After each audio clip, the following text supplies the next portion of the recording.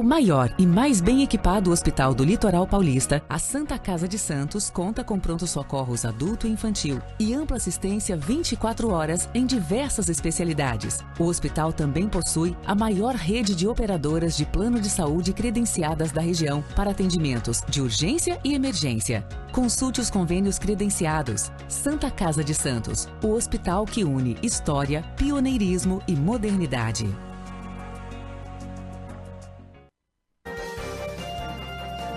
Começa agora Jornal em Foque. Apoio Santa Casa de Santos, cada dia mais completa. Olá, amigos internautas, telespectadores e também ouvintes do Jornal em Foque. A gente sempre trazendo autoridades, sempre trazendo informações relevantes para você.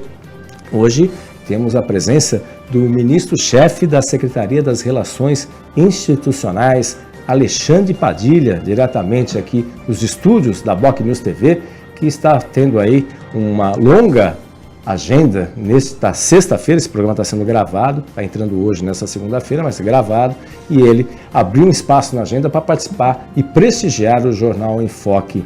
Obrigado, ministro, pela sua presença. O senhor já participou outras vezes de forma online, agora presencialmente. Eu que agradeço, viu, Fernando? Primeiro, uma alegria, parabéns pelo trabalho do Jornal em Foque, do Boc News, e um dia de muita atividade. Estamos acompanhando as obras que estão sendo feitas aqui do governo federal. Eu te digo uma coisa, viu, Fernando?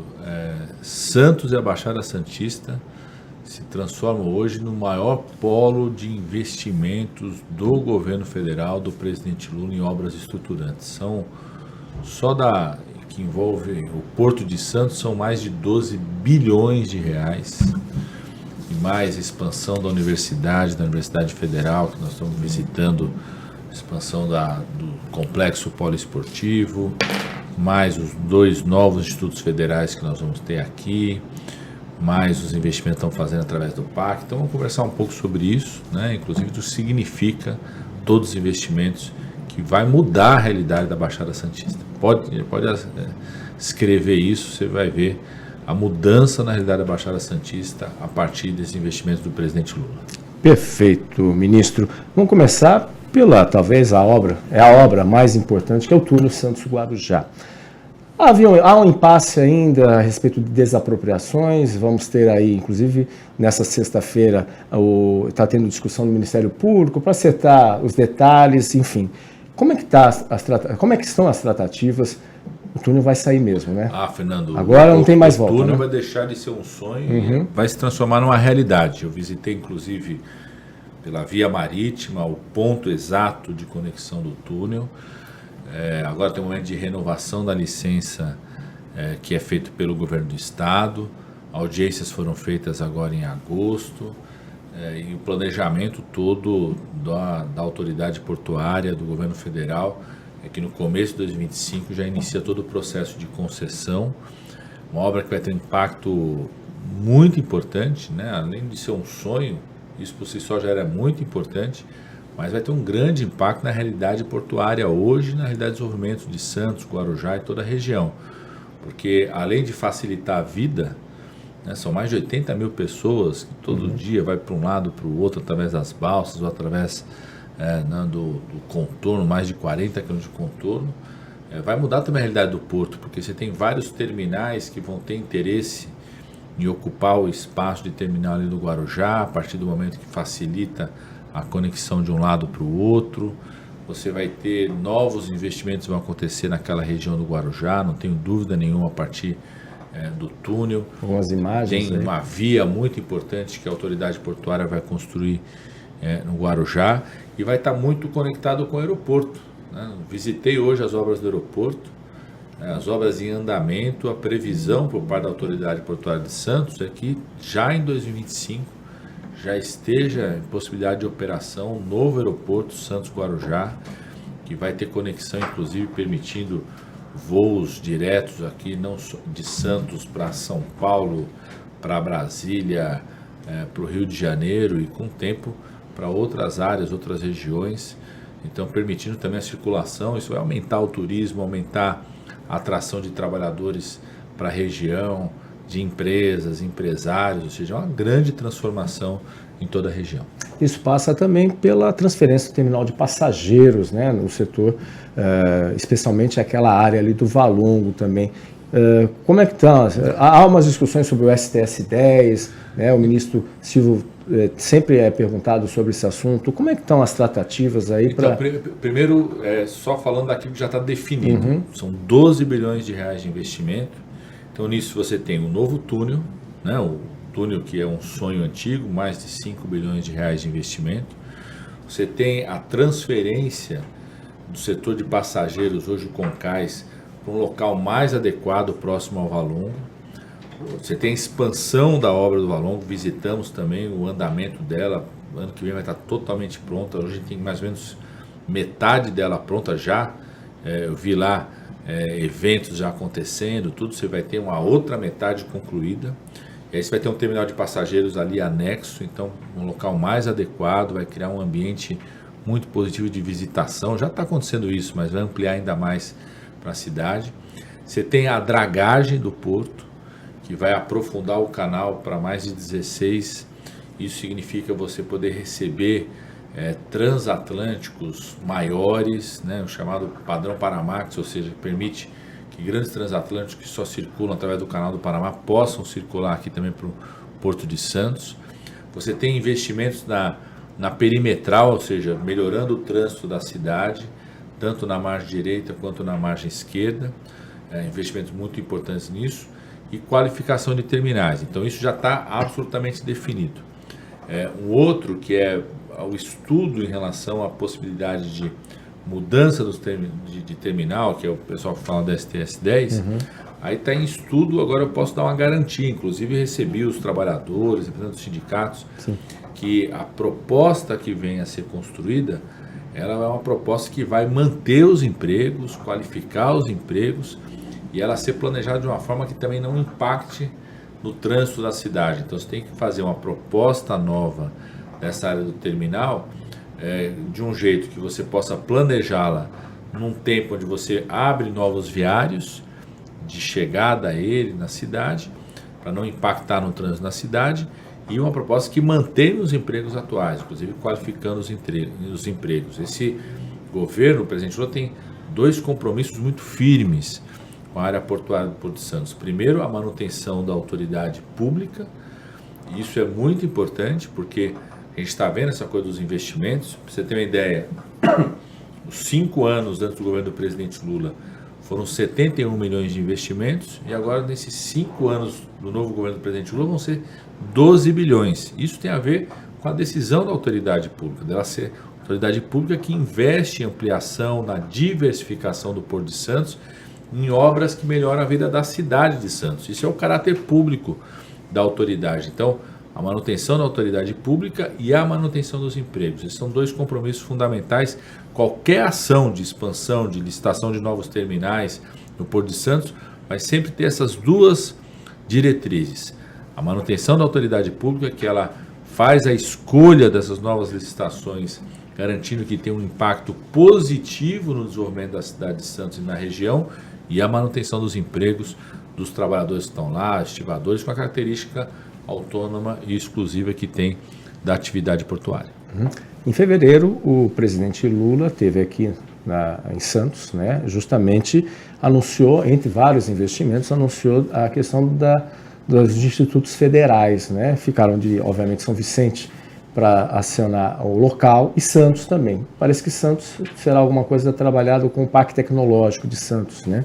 Enfim, como é que estão as tratativas desse grande, porque isso é você falar em porto e a gente não pode deixar de tecnologia, né? Então, como é que vai ser, como é que vai funcionar isso na prática, ministro? Por isso, Fernando, que eu estou dizendo que nós estamos vivendo a maior transformação de investimentos federais em Santos e na região, que é a combinação do investimento na área portuária, na área viária da cidade, no trânsito da cidade, melhoria do acesso, melhorar o trânsito da cidade, do acesso ao porto, e no investimento tecnológico, da expansão da Unifesp. Eu fui visitar, inclusive, a área que já está no PAC, do novo polo, né, um polo poliesportivo da Unifesp, ali em frente onde é o prédio atual ali da área da saúde, aquele terreno ali na frente já está adquirido, já está garantido e já colocamos o recurso, agora é só o processo de licitação feito pela universidade, dentro do parque, então vai ter o complexo poliesportivo da Unifesp ali, e os novos institutos federais, Instituto Federal em Santos e Instituto Federal em São Vicente. Aqui em Santos tem duas opções, tem uma área que é dos Correios, que é uma possibilidade. Ao lado ali da região hospedaria central, dos imigrantes isso, ali? Próximo da região central.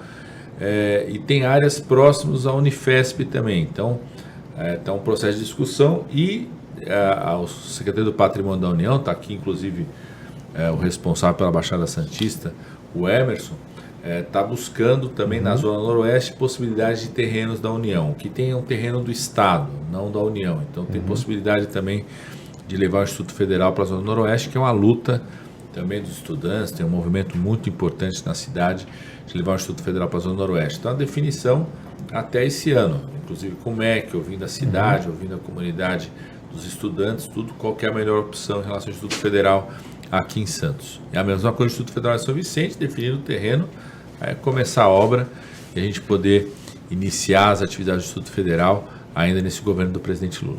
Muito bem, o senhor falou de SPU, a gente fala também, obviamente, de habitação, né? Os investimentos, a gente tem aquela tripa, aquela antiga tripa do setor portuário, antiga da área do porto, né? Ligando lá do Morro do Marapé até a zona portuária. E, obviamente, existem projetos e planos já dentro do Minha Casa Minha Vida para vários empreendimentos populares aqui na região. Como é que estão as tratativas também?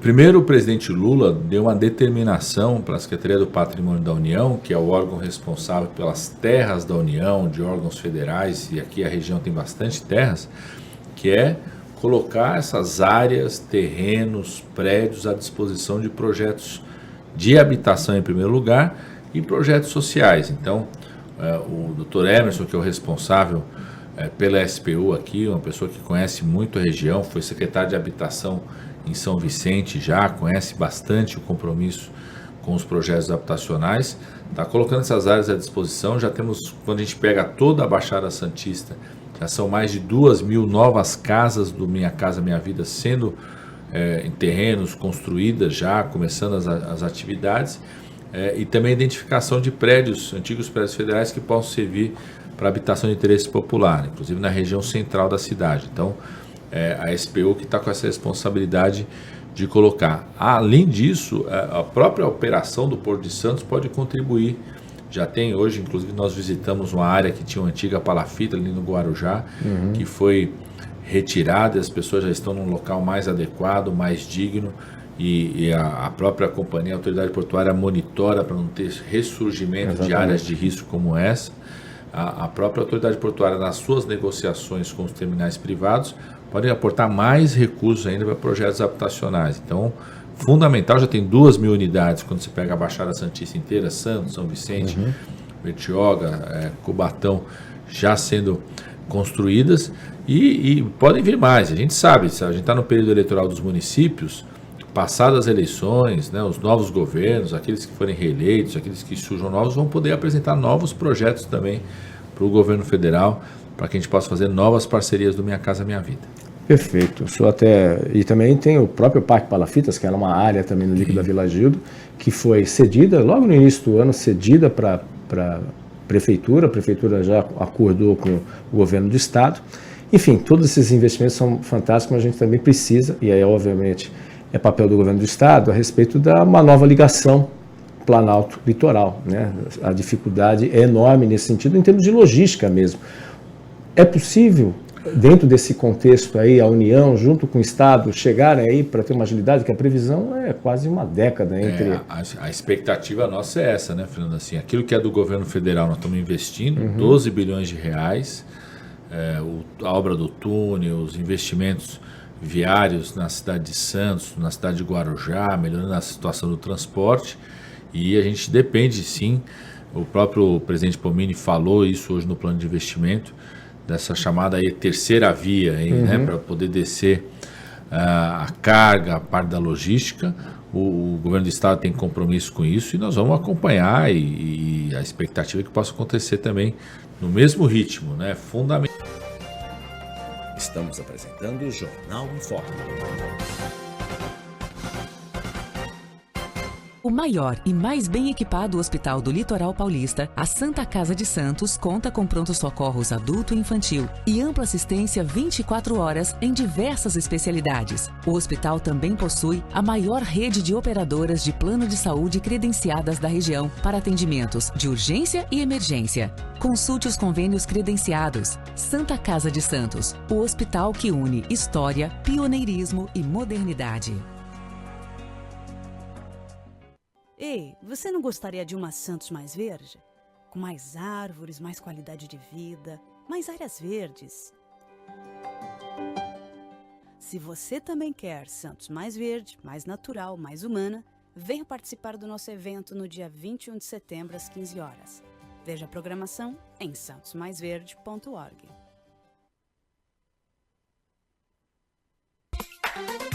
Acesse o Google Notícias e acompanhe os boletins diários do BocNews.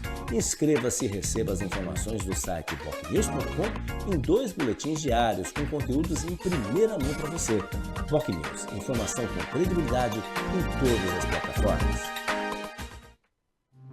Quando o BocNews surgiu, não havia celular, computador pessoal nem internet. O tempo passou, mas a essência da sua credibilidade jornalística está mantida. Além disso, o BocNews acompanhou as novas tecnologias e expandiu suas atividades. Aos 38 anos, o BocNews oferece ao público jornal digital, site, redes sociais, o programa Jornal em Foco e outras plataformas sem perder a sua essência. BocNews, credibilidade e pluralidade de opiniões há 38 anos. Olá, eu venho trazer uma novidade para você que tem o sonho de ter o seu podcast. Agora é possível aqui no estúdio da TV Com Santos. A TV Com preparou um espaço todo pensado para criadores de conteúdo. Nós podemos fazer o seu cenário, sua marca, gravar os seus podcasts e até transmitir. Então, se você tem alguma dúvida, entre em contato conosco através desse telefone, fale com a nossa equipe e com certeza você terá um programa incrível.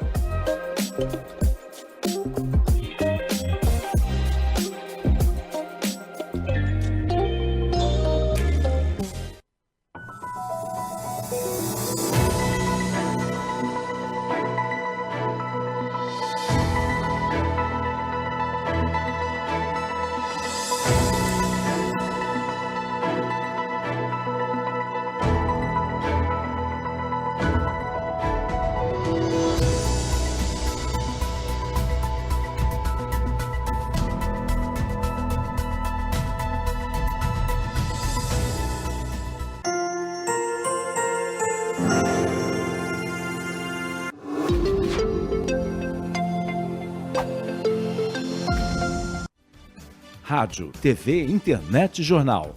O Grupo Enfoque Comunicação traz informação com credibilidade em todas as plataformas por meio do BocNews. Acompanhe nossas notícias pelo site bocnews.com ou pela TV no youtube.com/BocNewsTV e ainda na versão digital do BocNews. Além do rádio, onde você pode acessar pelo site bocnews.com ou baixar o aplicativo da Rádio BocNews pelo Google Play Store. BocNews, informação com credibilidade em todas as plataformas.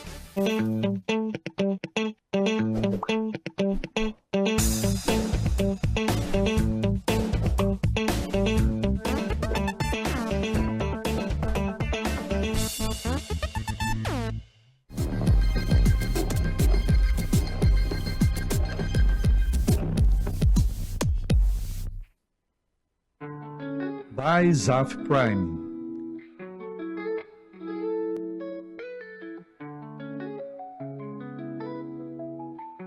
Móveis planejados sob medida.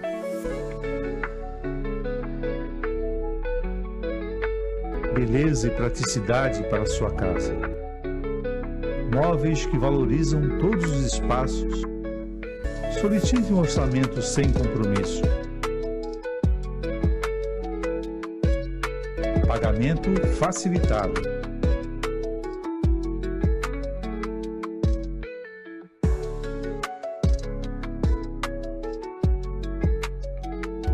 Atendimento em todas as cidades da Baixada Santista.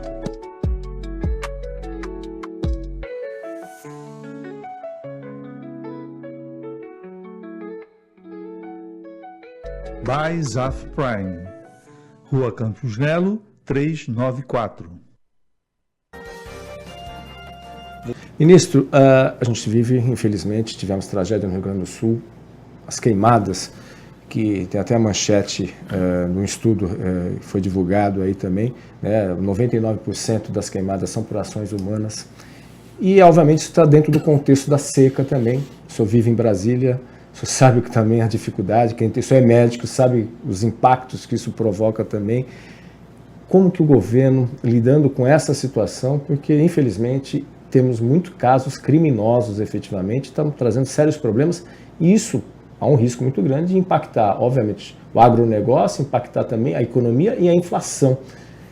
Como que o governo está lidando com essa realidade aí, que infelizmente é uma... Fernando, eu acho não só no Brasil. Acho que primeiro, isso que nós estamos vivendo, seja as enchentes no Rio Grande do Sul, seja a situação da seca em vários biomas, são as maiores secas, seja na Amazônia, no Pantanal, no Cerrado, em áreas importantes do Cerrado brasileiro, cai por terra qualquer visão negacionista sobre a existência das mudanças climáticas, né? Você sabe que durante muitos anos nós tivemos que lutar com uma certa visão negacionista de gente que não acreditava dos impactos ambientais, dos impactos da mudança climática, do que já está acontecendo no mundo. Acho que ficou muito nítido isso. O Brasil vive esse ano a pior situação de seca no bioma amazônico e a pior situação de seca no Pantanal. Isso é uma evolução que já vem acontecendo nos últimos 2-3 anos.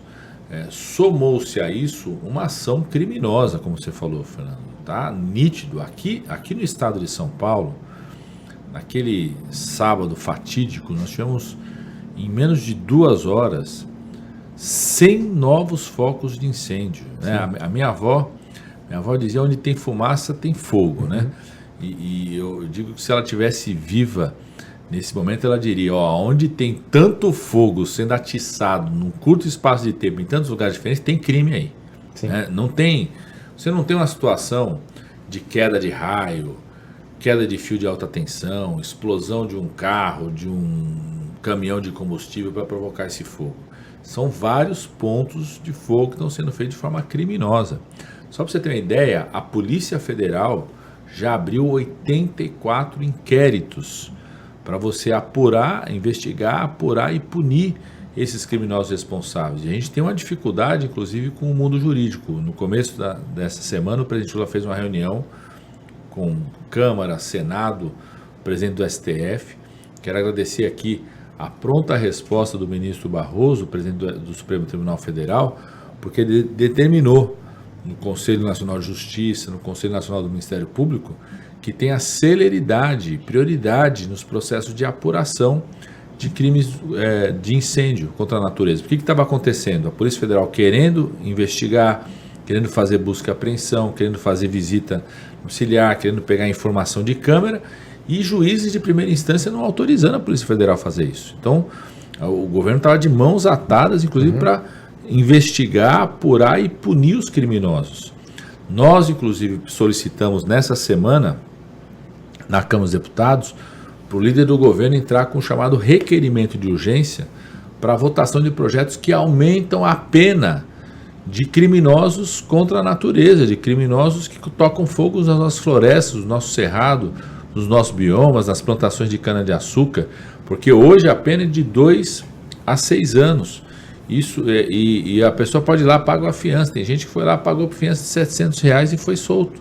Então é importante esse debate no Congresso Nacional, a expectativa na retomada do Congresso Nacional, que possa ser avaliado esse requerimento de urgência, e a gente possa avançar na pena também de atentados criminosos contra a nossa natureza, que, como você falou, gera impacto econômico, pode gerar impacto na produção de alimentos. Não podemos viver a situação. Ontem, inclusive, nós estamos gravando aqui na sexta-feira, ontem eu tive que ficar em Brasília Eu tinha uma programação em outra região do país, fiquei lá a pedido do presidente para a gente fazer uma reunião com os governadores da Amazônia e da região centro-oeste, já estavam lá em Brasília, exatamente para a gente ver o que é necessário fazer a mais, porque a gente já vinha atuando de forma conjunta.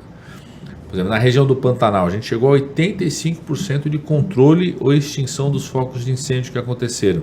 Só que teve um ataque criminoso no último mês que expandiu os focos, então que é necessário fazer de forma conjunta para punir os criminosos.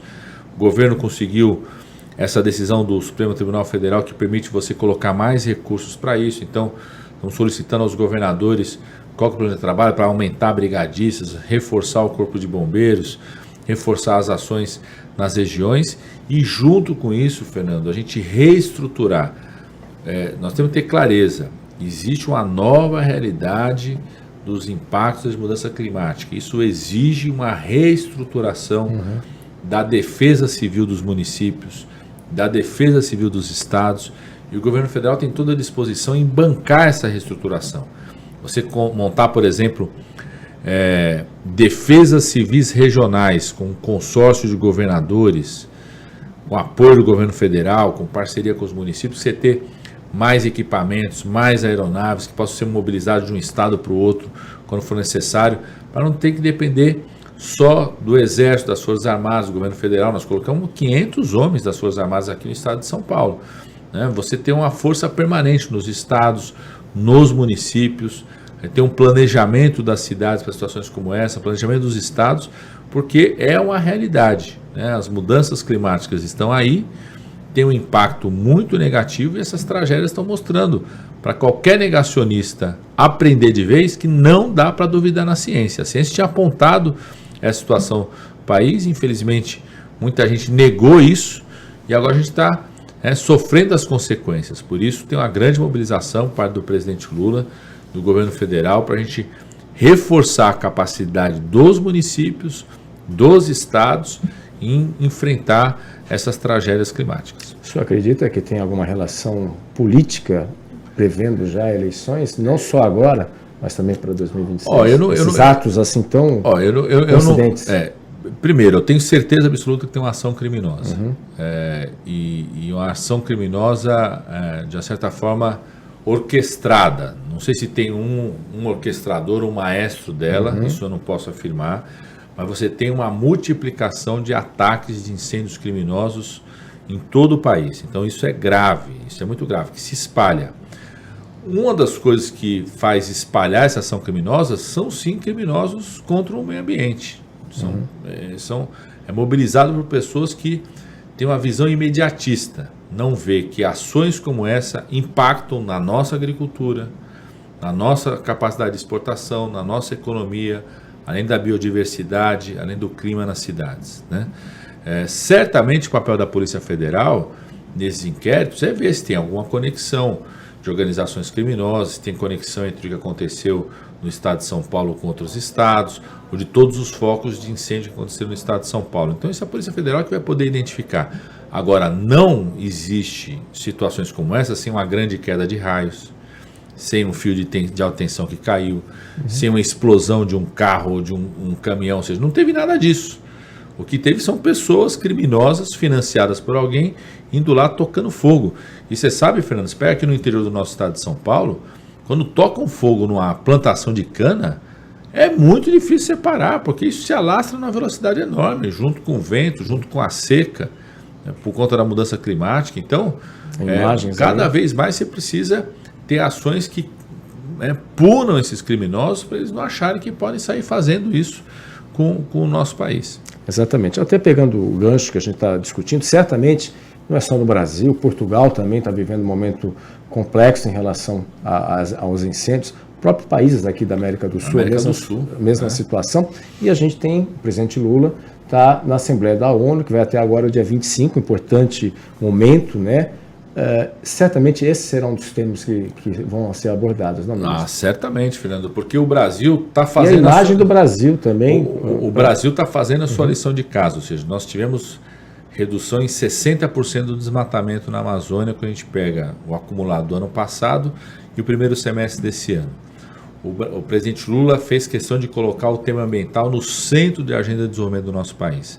O Brasil, Fernando, nós concluímos a aprovação nas 2 últimas semanas do novo marco regulatório do combustível do futuro, que são os biocombustíveis, o etanol, biocombustíveis do chamado biodiesel, combustível agora para aviação, se usar biocombustível para aviação, ou seja, novos mercados para a produção de biocombustível no Brasil, e o marco regulatório do hidrogênio verde, que é a produção de energia com baixo carbono, energia eólica, energia solar, etanol. O Brasil vai assumir um lugar no pódio internacional da chamada transição energética, de você deixar de ter uma energia baseada na emissão de carbono e passar a ter uma energia que garante a nossa vida, a iluminação, o ar-condicionado, a vida nas cidades, baseada numa matriz energética que não produz carbono. O Brasil já é exemplo disso, mas nós vamos liderar isso internacionalmente. Então o presidente Lula leva para Nova York esse debate, esse papel. E por isso tem sido muito firme em buscar apurar, investigar e punir criminosos que estão botando fogo na nossa Amazônia, no nosso Cerrado, no nosso Pantanal. Tem que ser punidos de forma veemente, até porque o Brasil é um dos países que pode ser grande referência internacional de redução das emissões de carbono, que impactam positivamente, se a gente conseguir reduzir isso, impacta positivamente as mudanças climáticas. O Brasil tem condições de fazer isso reduzindo o desmatamento na Amazônia, isso tem um impacto de quase 40% se a gente conseguir fazer isso na emissão de carbono, e ter uma agropecuária de baixa emissão de carbono. A agropecuária tem em torno de 27% das nossas emissões de carbono hoje.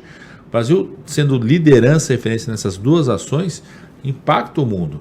Uma ação criminosa como esses incêndios interrompe esse esforço que o Brasil está fazendo de redução do desmatamento da Amazônia, por exemplo. Então, o presidente Lula vai levar esse tema como um dos temas fortes do protagonismo que o Brasil vai assumir, já está assumindo, no pódio das energias renováveis em todo o mundo. E com esses projetos que a gente conseguiu aprovar no Congresso Nacional, nesse 1 ano e meio, só fortalece isso. Nós aprovamos o marco regulatório do hidrogênio verde, marco regulatório do combustível do futuro, programa de apoio à transição energética, a LCD, que é a letra de crédito de desenvolvimento do BNDES, que o BNDES vai lá, pega no mercado privado, no mercado financeiro privado, na Bolsa de Valores, recursos de 10 bilhões de reais para bancar projetos de desenvolvimento na transição energética, a retomada das linhas de transmissão, que faz com que o Nordeste brasileiro seja um dos campeões na produção de energia eólica, energia solar. O Brasil já está entrando nesse ritmo. Nós vamos até o final do ano concluir a aprovação do mercado de crédito de carbono, ou seja, o Brasil entrou nesse protagonismo da transição energética, e isso significa mais emprego, mais renda aqui no nosso país. Exatamente. Ministro, pegando até, o senhor falou de quadrilha, eu sei que a gente não pode comparar, mas na pauta também a gente não pode deixar, e é um projeto que o ministro Fernando Haddad tem se empenhado também, a respeito das BETs, que é outra bola dividida, digamos assim, porque você tem a questão, obviamente, econômica, mas também, eu sou como médico, o senhor sabe muito bem os impactos, infelizmente, tem uma pesquisa do IPEC, 28 milhões de brasileiros já tem gente que está comprando, recebendo, já gastando, achando que vai ganhar, infelizmente, vício. Como lidar com isso? Dentro da economia, as BETs tem várias que teoricamente são sérias, mas algumas também não são. O governo criou aí uma série de fatores que precisam identificar nessas empresas. Mas também tem o outro lado também, a questão de saúde mental dessas pessoas. Na proposta prevê também, porque é um impacto que isso pode trazer justamente no SUS, né? Isso, como médico, você sabe muito bem. Como lidar também com essa realidade? Fernando, isso é muito grave, por isso que o ministro Fernando Haddad está liderando dentro do governo um verdadeiro pente fino nessas BETs. Você sabe, isso começou no Brasil, no governo anterior, ficou durante todo o governo anterior sem uma regulamentação da atividade dessas BETs. Nós conseguimos aprovar no Congresso Nacional a regulamentação das BETs, conseguimos aprovar, inclusive, que elas passem a pagar imposto, que elas não pagam imposto nenhum. Muitas delas operam fora do país, sem pagar, sem contribuir em nada, para que esse recurso venha para ações tanto de promoção da prática esportiva, quanto ações da área da saúde mental. O ministro Fernando Haddad, a regulamentação que o Congresso Nacional estabelecia, todos os prazos, editais, certificação dessas empresas, elas passavam a funcionar nesse novo rito a partir de 1º de janeiro do ano que vem. O ministro Fernando Haddad fez uma portaria do Ministério da Fazenda para antecipar algumas análises, um pente fino, inclusive, para impedir a atuação de empresas que já tenham sido criadas de forma abusiva, de que estão praticando ações que não devem praticar. E, combinado com isso, a ação que o Ministério da Saúde já incorporou isso nas suas preocupações em relação à prevenção na saúde mental, que você tenha campanhas públicas para orientar as pessoas em relação a isso, né? Orientar como a pessoa evitar uma situação como essa. Ninguém deve apostar aquilo que é a mais do que pode apostar, não deve restringir outras atividades do seu dia a dia. Tem gente parando de colocar comida na mesa dos seus filhos, tem gente parando de colocar recursos para a escola, para material escolar dos seus filhos, gente se endividando numa situação como essa. Ninguém pode fazer isso. Então, o Ministério da Saúde também está entrando em campanhas públicas de prevenção, mas o fundamental é o que o ministro Fernando Haddad está fazendo, você fazer um pente fino na operação dessas empresas para que não possa ser uma prática abusiva no nosso país. Exatamente. Eu sei que o tempo é curto, mas assim, como médico, o senhor falou também a questão de vacinas, que é um problema sério, um problema que infelizmente, não só aqui no Brasil, mas no mundo todo, houve uma onda, né, anti-vacina. Tivemos a Covid como um grande exemplo nesse sentido. O Ministério da Saúde tenta, mas obviamente ainda precisa resgatar o esquecimento que muitos pais e mães nem levam seus filhos para poder vacinar. O governo, como a posição do governo para voltar a investir cada vez mais em campanhas, que o senhor falou de campanhas, investir cada vez mais em campanhas da vacinação. A gente tem a questão da dengue, que até o presidente essa semana também, semana passada, desculpa, anunciou exatamente ações para a gente evitar um novo caos, digamos assim, que isso vai impactando também o Sistema Único de Saúde principalmente. Quais são as novidades que podemos ter aí por parte do governo federal nessa área? Fernando, primeiro a ministra Anísia Trindade, do Ministério da Saúde, tem feito um trabalho muito importante de retomada do papel que o Ministério da Saúde tem de defender a vacinação no país, porque infelizmente nós tivemos um presidente da República antes que fez uma verdadeira campanha contra as vacinas, colocando inclusive em risco a vida de milhões de brasileiros por conta dessa postura irresponsável que ele teve, e muita gente continua seguindo essa postura irresponsável. Então a ministra Anísia Trindade, inclusive foi presidente da Fiocruz, que é uma das maiores produtoras de vacinas do nosso país, né, uma instituição pública reconhecida internacionalmente, desde o começo retomou as campanhas de vacinação, a ponto do Brasil, no ano passado, 2023, já ter retomado o papel dos países que mais vacinam no mundo, que sempre foi um orgulho do Sistema Único de Saúde. E nós conseguimos aprovar nesse primeiro semestre, agora já foi sancionado pelo presidente Lula, um novo programa de vacinação nas escolas. Isso é um passo muito importante, Fernando, porque você começa a voltar à obrigatoriedade da vacinação, que é muito importante, ou seja, de você permitir que as equipes de saúde visitem as escolas, chequem a carteira de vacina das crianças, porque às vezes o pai e a mãe, não é que ele não quer vacinar, às vezes ele não tem tempo, tem dificuldade por causa do trabalho. A gente fala que a chamada oportunidade vacinal, uma das grandes oportunidades vacinais é a equipe de saúde visitar a escola, checar a carteira de vacinação das crianças, vacinar quem não estava vacinado. Você tem cada vez vacinas que exigem mais de uma dose. Por exemplo, eu quando fui ministro da Saúde, eu incorporei uma vacina muito importante no SUS, que é a vacina contra o HPV. Você tem que começar a vacinar com 9 anos de idade as meninas, né? Então, são vacinas que você dá mais de uma dose a partir dos 9 anos de idade. Então, a melhor forma de garantir essa vacinação é essa vacinação acontecer dentro da escola. Então, essa retomada do programa que foi aprovado no Congresso Nacional, com muita luta que nós fizemos, sancionado pelo presidente Lula, vai dar oportunidade, sobretudo na retomada do novo ciclo educacional no ano que vem, de ter uma grande campanha de vacinação dentro das escolas, para a gente retomar os nossos níveis de vacinação. Perfeito, aí que é importante. Infelizmente, muitos pais ainda não levam seus filhos e casos surgem, né? E aí, obviamente, as sequelas são perenes e são eternas para muitas crianças. Estamos apresentando o Jornal em Foco. O maior e mais bem equipado hospital do Litoral Paulista, a Santa Casa de Santos conta com pronto-socorros adulto e infantil e ampla assistência 24 horas em diversas especialidades. O hospital também possui a maior rede de operadoras de plano de saúde credenciadas da região para atendimentos de urgência e emergência. Consulte os convênios credenciados. Santa Casa de Santos, o hospital que une história, pioneirismo e modernidade. Ei, você não gostaria de uma Santos mais verde? Com mais árvores, mais qualidade de vida, mais áreas verdes? Se você também quer Santos mais verde, mais natural, mais humana, venha participar do nosso evento no dia 21 de setembro, às 15 horas. Veja a programação em santosmaisverde.org.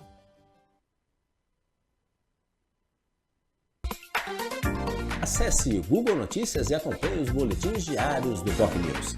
Inscreva-se e receba as informações do site bocnews.com em 2 boletins diários com conteúdos em primeira mão para você.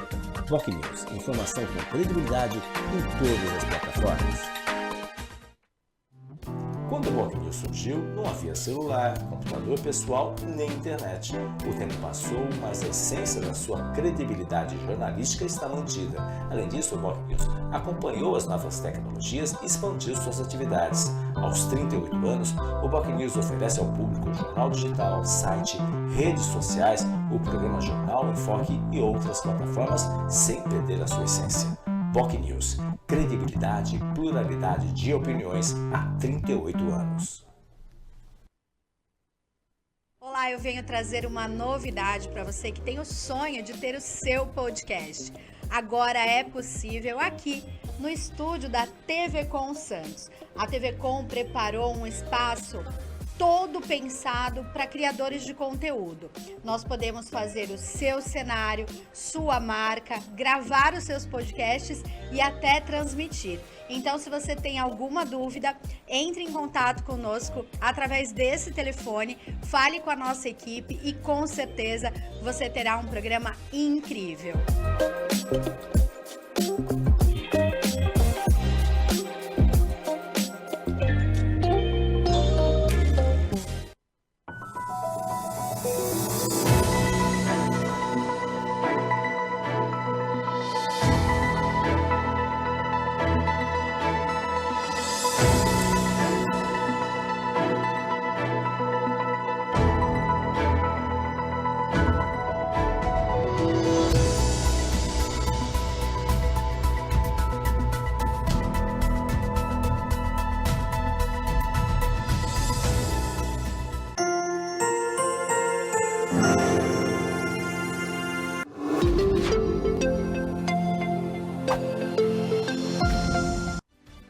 Rádio, TV, internet e jornal.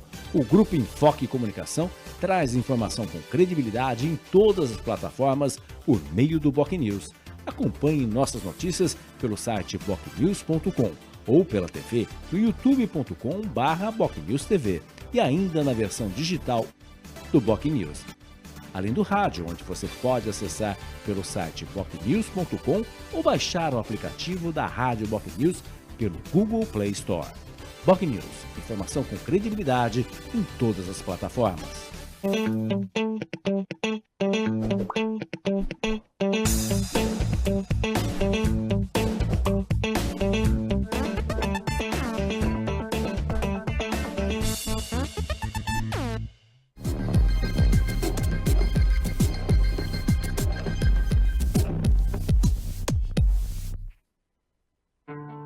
By Zaf Prime.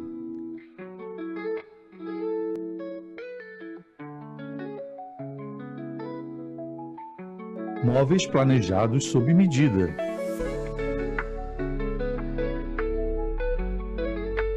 Beleza e praticidade para sua casa. Móveis que valorizam todos os espaços. Solicite um orçamento sem compromisso. Pagamento facilitado.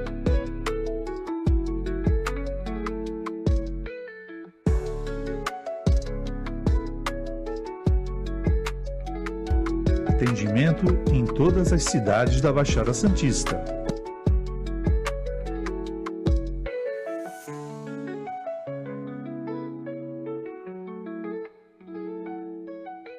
by Zaf Prime, Rua Campos Melo, 394.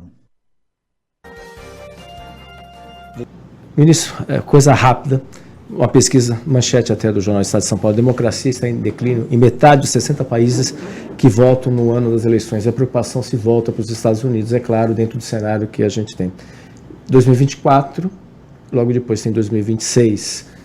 Como é que o senhor, como ministro das Relações Institucionais, já deve estar, né, obviamente, é um jogo de xadrez aí, nesse sentido, essa pergunta não poderia deixar de faltar. Como é que o senhor analisa aí o cenário? Eu sei que agora a Câmara e o Senado estão em banho-maria por causa das eleições, até o final, de outubro vai ser assim. Mas depois, logo depois, também tem a eleição para a presidência da Câmara, enfim, do Senado, enfim. E o senhor aí, como é que o senhor está? O senhor está dando uma de zagueiro aí, o senhor que é corintiano, zagueiro do Corinthians, ou o senhor está indo para o ataque? Qual é o cenário nesse sentido? E por fim, a gente não podia deixar de falar, o túnel, a previsão, correndo tudo bem, entregar em 2029 e 2030. O presidente Lula entrega o túnel em 2029 e 2030? Olha aí, Fernando, primeiro eu sou um zagueiro estilo Gamarra, tá certo? Que não faz falta e faz o papel de proteção ali da zaga o tempo todo. O meu papel no governo é ser esse mesmo, de ser o zagueiro que limpa a área, passa a bola na frente para o presidente Lula, para o Fernando Haddad, marcar os gols, que eles são os craques artilheiros do nosso time. Temos feito um bom papel na zaga ali. Nesse 1 ano e 8 meses de governo, Fernando, foi a maior taxa de aprovação de projetos de iniciativa do governo da história desde a redemocratização. 42% dos projetos que o governo encaminhou para o Congresso Nacional foram aprovados. Quem tinha chegado mais próximo disso tinha sido o primeiro governo Lula, com 32%. Só para você ter ideia, o governo Bolsonaro, né, nesse período foi 9% só de aprovação de projetos. Então, nosso papel é ser o zagueiro mesmo lá, estilo Gamarra, sem fazer falta e passar a bola para os craques do time poderem fazer os gols, que é o presidente Lula, o ministro Fernando Haddad. E essa parceria com o Congresso Nacional tem permitido que o Brasil voltasse a ter um ciclo de crescimento. Fernando, o Brasil, nesse 1 ano e 8 meses, alcançou algumas coisas que há uma década não acontecia. Por exemplo, o Brasil crescer a mais de 2% por ano. Conseguiu isso em 2023, 2024 vamos chegar a 3% de crescimento. O crescimento acontecer cumprindo a meta de inflação. Nós vamos chegar em 2026 com a menor taxa de inflação desde a criação do Plano Real. O Brasil crescer com inflação controlada e desemprego em queda. Chegamos a 6,9%, desemprego menor que 7% desde 2013, isso não acontecia. O Brasil crescer, inflação controlada, desemprego em queda e aumento do salário das famílias. Tivemos o maior aumento da renda média das famílias nos últimos 12 anos, nesse primeiro semestre desse ano. E tudo isso acontecer com retomada do investimento. Tivemos um crescimento do investimento público, um bom exemplo é o que está acontecendo aqui em Santos e na Baixada, 12 bilhões de investimento só na Companhia dos Portos, em investimento público, e aumento do investimento privado. Esses 12 bi de investimento dos portos em Santos puxa mais 10 bi de investimento privado, ou seja, gerando emprego, renda.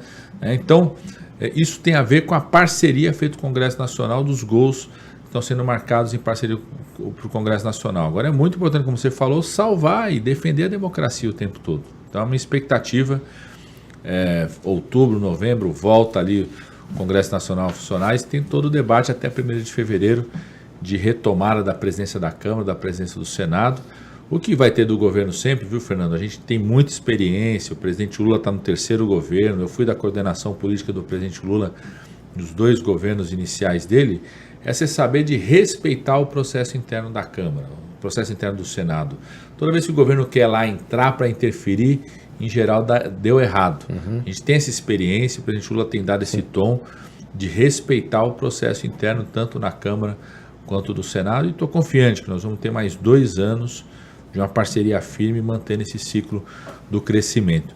Eu te falo, viu, Fernando, mesmo sendo o coordenador político do governo, a gente não está pensando em 2026, nós estamos pensando em manter o crescimento econômico, redução do desemprego, ampliação do crédito em 2024, em 2025, né, manter esse ciclo. Acabamos de aprovar o Acredita essa semana, inclusive um trabalho muito intenso do ministro Márcio França, que é daqui da região, um programa muito importante, porque ele garante crédito para o micro, pequeno e médio empresário, garante o cara que está no Bolsa Família, se ele quiser abrir um negócio, né, passar a ser empreendedor, não ficar dependendo do Bolsa Família, tem uma linha de crédito para isso. Conseguimos aprovar esse projeto no Congresso Nacional, vai para a sanção presidencial. Então o nosso foco é manter o crescimento econômico, manter a inclusão social, manter a inflação controlada em 2024, 2025, 2026. E aí tenho certeza absoluta, se a gente fizer isso, e vamos fazer, vamos colher os louros lá para frente. O presidente Lula não está pensando nisso agora, se bem que ele sempre fala, se for para derrotar a extrema-direita pervertida, o nome dele está à disposição para ter mais 4 anos de governo. Quem sabe, cortando a fita aqui do futuro túnel. Ministro, muito obrigado pela sua participação. Agradeço a sua participação, de estar prestigiando o Jornal em Foque, sua agenda extensa aqui em Santo São Vicente, aqui, nosso coordenador da SPU, Emerson Santos, está lá já fazendo sinal. Obrigado também pela sua participação, também a Mariana também, colega jornalista, também assessora, o Felipe que está do outro lado também. Ministro, muito obrigado, sucesso também, que os desafios não faltam aí, as eleições chegando, enfim. E de volta aí à rotina aí nesse sentido. Obrigado mesmo, ministro. Eu que agradeço, Fernando, ter recebido a gente aqui, ter recebido o Emerson da SPU. Ministro-chefe da Secretaria de Relações Institucionais do governo Lula, Alexandre Padilha, que participou do Jornal em Foque de hoje. Muito obrigado pela sua audiência e até a próxima. Tchau, tchau. O maior e mais bem equipado hospital do Litoral Paulista, a Santa Casa de Santos, conta com pronto-socorros adulto e infantil e ampla assistência 24 horas em diversas especialidades. O hospital também possui a maior rede de operadoras de plano de saúde credenciadas da região para atendimentos de urgência e emergência. Consulte os convênios credenciados. Santa Casa de Santos, o hospital que une história, pioneirismo e modernidade. Você conferiu Jornal em Foque. Apoio Santa Casa de Santos, cada dia mais completa.